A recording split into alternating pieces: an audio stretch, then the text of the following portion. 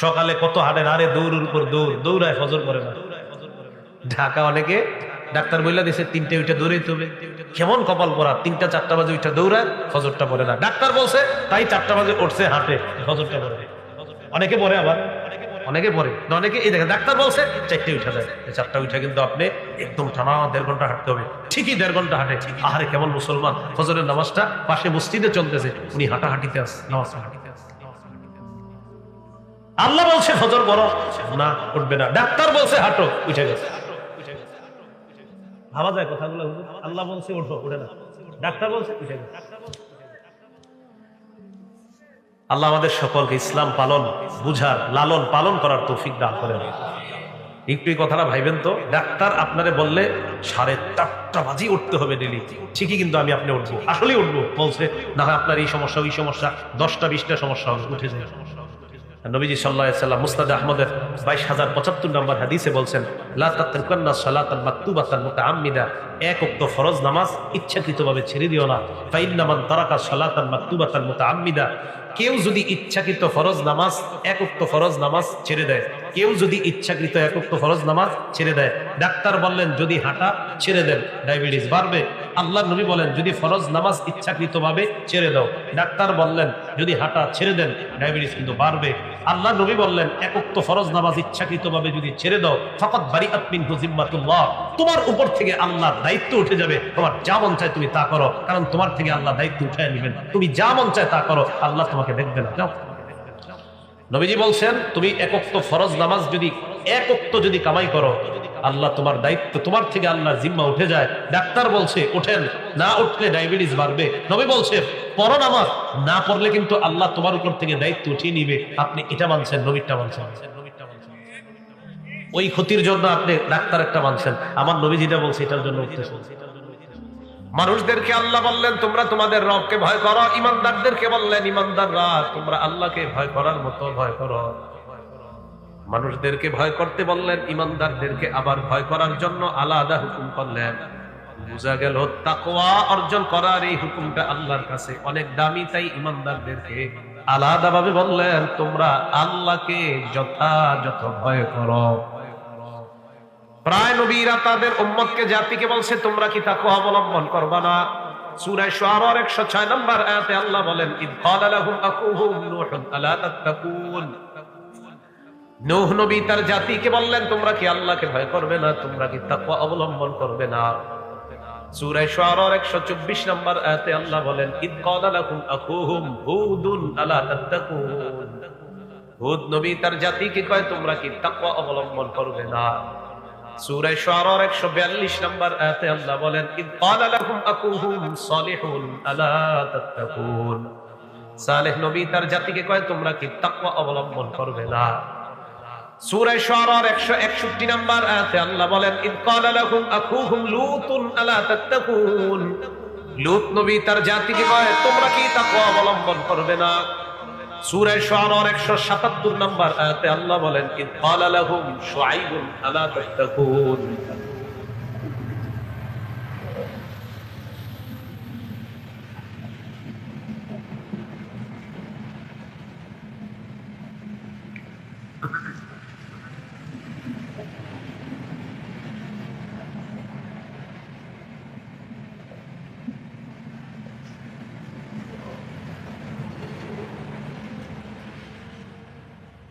সূরা শুআরা 177 নম্বর আয়াতে আল্লাহ বলেন, ইদ ক্বালা লাহুম শুআইবুন আলা তাত্তাকুন, শুআইব নবী তার জাতিকে বললেন তোমরা কি তাকওয়া অবলম্বন করবে না? সূরা আনকাবুতের 16 নম্বর আয়াতে আল্লাহ বলেন, ওয়া ইব্রাহিম ইদ ক্বালা লিকওমিহি ইবুদুল্লাহ ওয়াত্তাকুহ, ইব্রাহিম নবীর কথা আলোচনা করে আল্লাহ বলেন ইব্রাহিম নবী তার সম্প্রদায়কে বললেন, হে আমার সম্প্রদায় তোমরা আল্লাহর ইবাদত করো এবং আল্লাহকে তোমরা ভয় করো। তাহলে নবীরা তার জাতিকে বললেন তোমরা তাকওয়া অবলম্বন করো। আমাদের নবীর কাছে যায়েদ ইবনে হারেসা রাদিয়াল্লাহু তাআলা আনহু আসলেন। বুখারীর বর্ণনা, যায়েদ ইবনে হারেসা আল্লাহর রাসূলের কাছে আসার পর বললেন, ইয়া রাসূলুল্লাহ, আমার বিবি যায়নব, এই যায়নবের ব্যাপারে আপনার কাছে আমি অভিযোগ করার জন্য আসলাম। ফাজাআলান নবী সাল্লাল্লাহু আলাইহি ওয়াসাল্লাম ইয়াকুল, আল্লাহ নবী বললেন ইত্তাকিল্লাহ যায়েদ আল্লাহকে ভয় করো, আমসিক আলাইকা যাওজাক, তুমি তোমার বিবিকে নিজের কাছে রেখে দাও। যায়েদ আল্লাহকে ভয় করো, তাকওয়া অবলম্বন করো, বিবিকে নিজের কাছে রাখো। নবীজির একজন সাহাবী ছিল মুগিস, কি নাম?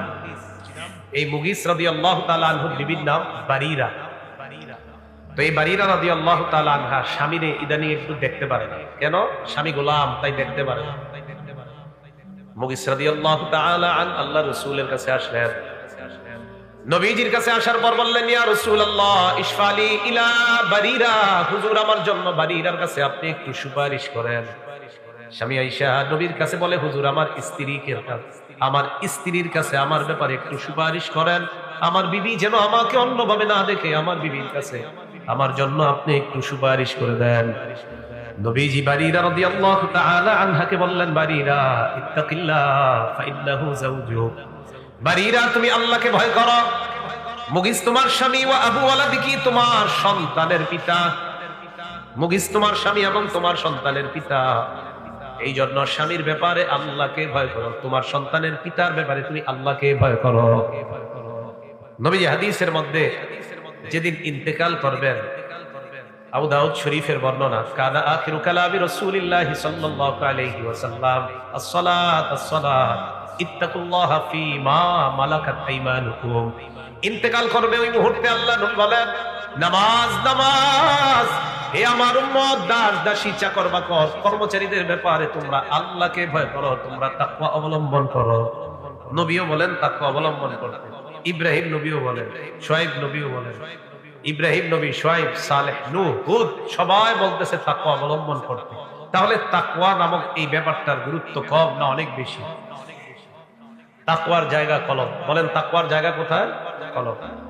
মুসলিম শরীফের 2564 নম্বর হাদিসের বর্ণনা, ক্বালা রাসূলুল্লাহ সাল্লাল্লাহু আলাইহি ওয়াসাল্লাম, নবীজি সাল্লাল্লাহু আলাইহি ওয়াসাল্লাম বলেন, লা তাহাসাদু, তোমরা পরস্পর হিংসা করো না, ওয়ালা তানাজাসু, তোমরা পরস্পর বিদ্বেষ পোষণ করো না, ওয়ালা তাবাগাদু, তোমরা পরস্পর ধোঁকাবাজি করবা না, ওয়ালা তাদাবারু, একে অপরের ক্ষতি করার জন্য আড়ালে শত্রুতা করবা না, ওয়ালা ইয়াবি'বাদুকুম আলা বাই'i বাদিন, একজনের কেনাবেচার উপর আরেকজন কেনাবেচা করবা না। আমার সাথে ব্যবসায়ীর লেনদেন হচ্ছে, ভাই সোয়েটারটা কত? তিনি বলেন 500, আমি বললাম 450 দিবেন কিনা। মাঝখান দিয়ে আপনার আইসা সোয়েটারটা পছন্দ হইলো, আপনি বললেন আমি এটা 600 দিব, কত? নবী বলছিলেন নিষেধ। এদের দুইজনের না লেনদেন হইতেছে, তুমি বাবা ঢুকাইতেছো কেন মাঝখানে? ওয়ালা ইয়াবি'বাদুকুম আলা বাই'i বাদিন, একজনের কেনাবেচার উপর আরেকজন তোমরা ক্রয় বিক্রয় করবা না। ওয়া কুনু ইবাদাল্লাহি ইখওয়ানা, আল্লাহ নবী বলেন, হে আল্লাহর বান্দারা, তোমরা সবাই ভাই ভাই তোমরা হয়ে যাও।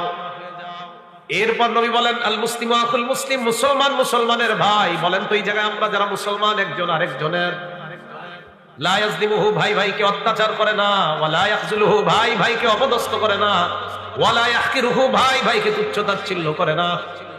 আবার মুসলমান মুসলমানের, এখানে আমরা যারা মুসলমান, একজন আরেকজনের, ভাই ভাইকে অত্যাচার করে না, ভাই ভাইকে অপদস্থ করে না, ভাই ভাইকে তুচ্ছ-তাচ্ছিল্য করে না। বিহাসবি ইমরিইম মিনাশ শাররি আন ইয়াহকিরা আখাহুল মুসলিম, কোন মানুষ খারাপ হওয়ার জন্য এতটুকুই যথেষ্ট। এই যে আমি ওনাকে কারো সামনে অপমান করলাম, আল্লাহ নবী বলে তুমি খারাপ হওয়ার জন্য এতটুকুই যথেষ্ট। আরেক মুসলমান ভাইকে অপমান করলা, তুমি খারাপ হওয়ার জন্য এতটুকুই যথেষ্ট। এরপর কি কয় দেখেন, আত-তাকওয়া হাহুনা, আত-তাকওয়া হাহুনা, আত-তাকওয়া হাহুনা, ইউশিরু ইলা সাদরিহি সালাসা মাররাত, বুকের দিকে 3 বার ইঙ্গিত করলেন আর বললেন তাকওয়া এখানে, তাকওয়া এখানে, তাকওয়া এখানে। কয়বার বললেন? 3 বার। তাহলে তাকওয়ার জায়গা কলবে। শেষে কি বললেন? কুল্লুল মুসলিমি আলাল মুসলিমি হারাম দামুহু ওয়া মালুহু ওয়া ইরজুহু, এক মুসলমানের জন্য আরেক মুসলমানের রক্ত, এক মুসলমানের জন্য আরেক মুসলমানের সম্পদ, এক মুসলমানের জন্য আরেক মুসলমানের ইজ্জত হারাম। বলেন কি? এই হারাম মানে সম্মানিত। বলেন কি?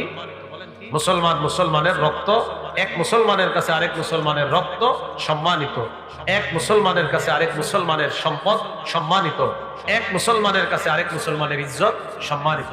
বুখারী শরীফের 67 নম্বর হাদিসের মধ্যে রাসূল সাল্লাল্লাহু আলাইহি সাল্লাম সাহাবাদেরকে বলেন, হে সাহাবাদের দল, তোমাদের কাছে আমার প্রশ্ন।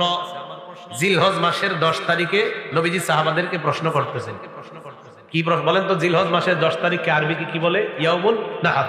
কি বলে? ইয়াউমুন নাহার। আল্লাহ বাস না না। রাসূল সাল্লাল্লাহু আলাইহি সাল্লাম কাদ আলা বাঈরিহি, একটা উটের উপর আরোহণ করলেন।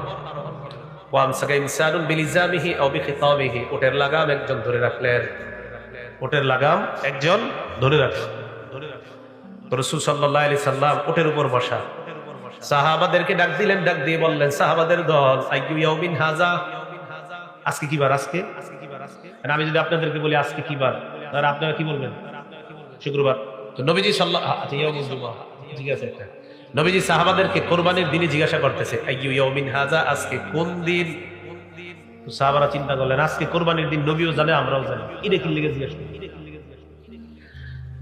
সাহাবারা বলেন, সাকাতনা হাত্তা জানান্না আন্নাহু সাইসাম্মিহি সিওয়া ইসমিহি, আমরা চুপ রইলাম, মনে করলাম মনে হয় নবী আজকের দিনের নামটা পরিবর্তন করে ফেলবেন। এই জন্য মনে জিজ্ঞাসা করছে আজকে কোন দিন। আমরা চুপ রইলাম, মনে করলাম আজকের দিনের নাম মনে হয় নবী পরিবর্তন করে ফেলবে, তাই চুপ রইলাম। সাহাবাদেরকে আল্লাহ নবী বলেন, আলাইসা ইয়াউমান নাহরি, আজকে কি কোরবানির দিন না? সাহাবারা বললেন, বালা, জি হুজুর, আজকে ইয়াউমুন নাহার। এরপর নবী প্রশ্ন করলেন, আইয়ু শাহরিন হাযা, এটা কোন মাস? বলেন কোরবানি কোন মাসে হয়? আলেমরা বললেন না, অন্যরা বলেন কোন মাসে? আলেম ছাড়া অন্য যারা আছেন জোরে বলেন কোন মাস? এই আরবি মাসের নামগুলো মুখস্থ করেন। আরবি মাসের নাম মুখস্থ রাখা অন্তত প্রত্যেক এলাকার মুসলমানের জন্য এক সবাক, কারো মত একদম পুরো এলাকার যদি এরকম হয় যে কেউ এটা মুখস্থ রাখেন নাই, তাহলে এটা অপরাধ করতেছে। পুরা এলাকার একজনও যদি এরকম মাহ পাওয়া না যায় যে আরবি মাস একজনেরও মুখস্থ নাই, আজকে কয় তারিখ এটাও জানে না, সর্বনাশ হয়ে যাবে।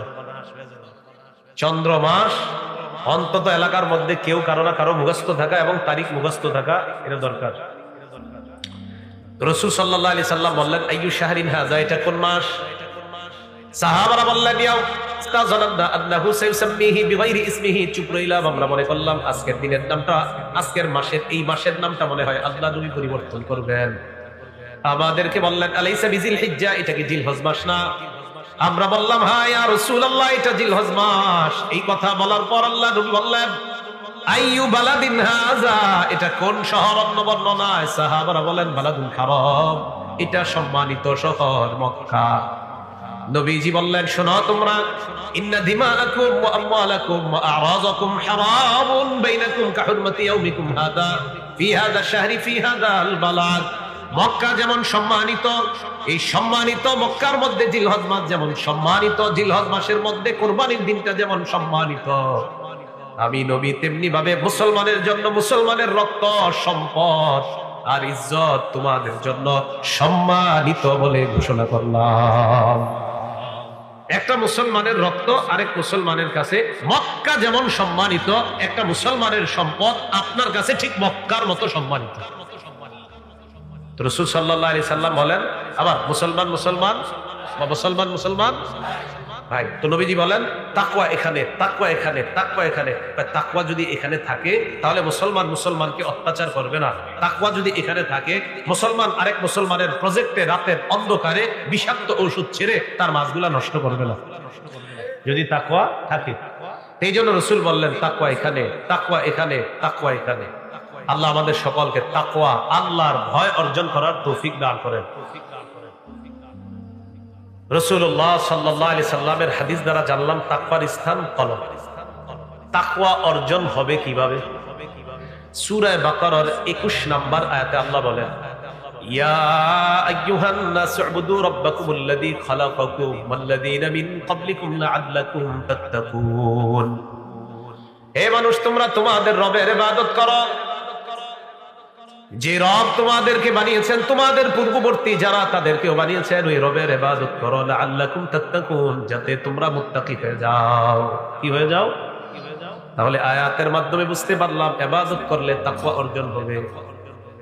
সূরা বাকারার 183 নম্বর আয়াতে আল্লাহ বলেন, ইয়া আইয়ুহাল্লাযীনা আমানু কুতিবা আলাইকুমুস সিয়াম কামা কুতিবা আলাল্লাযীনা মিন ক্বাবলিকুম লাআল্লাকুম তাত্তাকুন। হে ঈমানদাররা, তোমাদের উপর রমজানের রোজা ফরজ করা হয়েছে যেমনি ভাবে তোমাদের পূর্ববর্তীদের উপর ফরজ করা হয়েছে, যাতে তোমরা মুত্তাকি হতে পারো, তাকওয়া অর্জন করে নাও। পাশে কি বাজার? এই পাশে বাজার বসছে, তুই এনে বাজার বসতে দিলেন কেন? টাঙ্গাইলের মানুষ আমার খুব ফিরি ফিরি পেয়ে যাচ্ছে এই বছর, এই জন্য আমার হালাত সম্পর্কে জানে না। পাশে আওয়াজ হলে যে কি মেজাজ খারাপ হয় আমার জানেই না। আগামীতে বোঝা যাবে।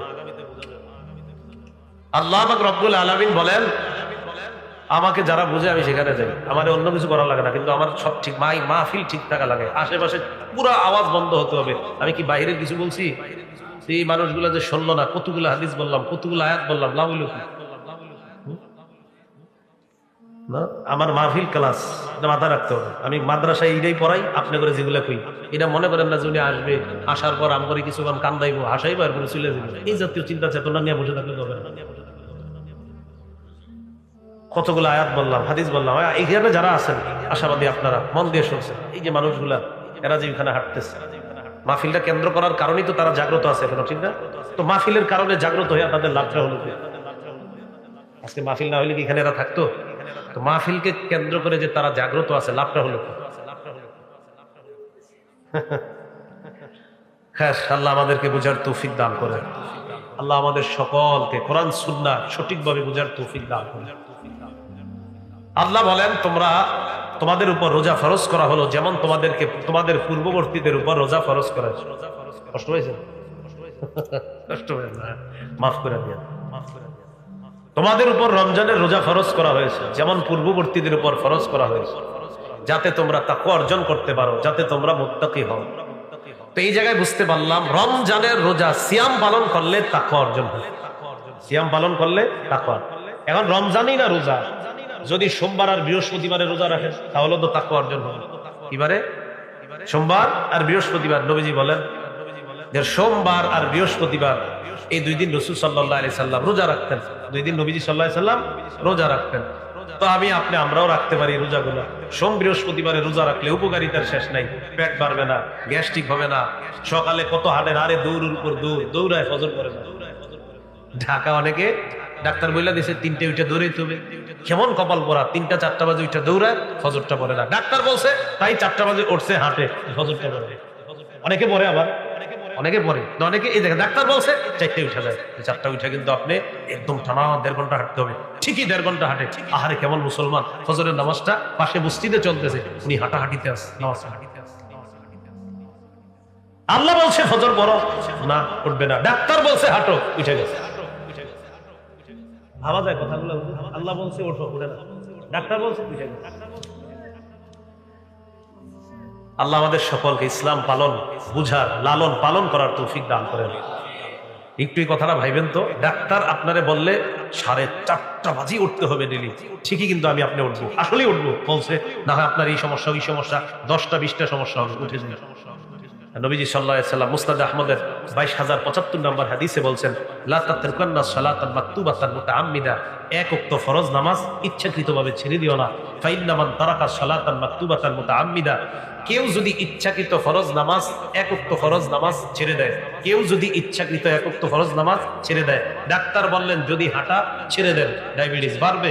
আল্লাহ নবী বলেন যদি ফরজ নামাজ ইচ্ছাকৃতভাবে ছেড়ে দাও, ডাক্তার বললেন যদি হাঁটা ছেড়ে দেন ডায়াবেটিস কিন্তু বাড়বে। আল্লাহ নবী বললেন এক ওয়াক্ত ফরজ নামাজ ইচ্ছাকৃতভাবে যদি ছেড়ে দাও, ফাকাদ বারিআত মিনহু জিম্মাতুল্লাহ, তোমার উপর থেকে আল্লাহর দায়িত্ব উঠে যাবে। তোমার যা মন চায় তুমি তা করো, কারণ তোমার থেকে আল্লাহ দায়িত্ব উঠায় নেবেন। তুমি যা মন চায় তা করো, আল্লাহ তোমাকে দেখবে না। যাও। নবীজি বলছেন তুমি এক ওয়াক্ত ফরজ নামাজ যদি কামাই করো, আল্লাহ তোমার দায়িত্ব, তোমার থেকে আল্লাহ জিম্মা উঠে যায়। ডাক্তার বলছে ওঠেন, না উঠলে ডায়াবেটিস বাড়বে। নবী বলছে পড়ো নামাজ, না পড়লে কিন্তু আল্লাহ তোমার উপর থেকে দায়িত্ব উঠিয়ে নিবে। আপনি এটা মানছেন, নবীরটা মানছেন।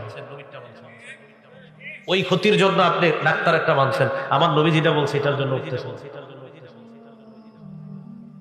তো বলছিলাম সোমবার বৃহস্পতিবার যদি রোজা রাখি আমাদের মাঝে তাকওয়া অর্জন হবে ইনশাআল্লাহ।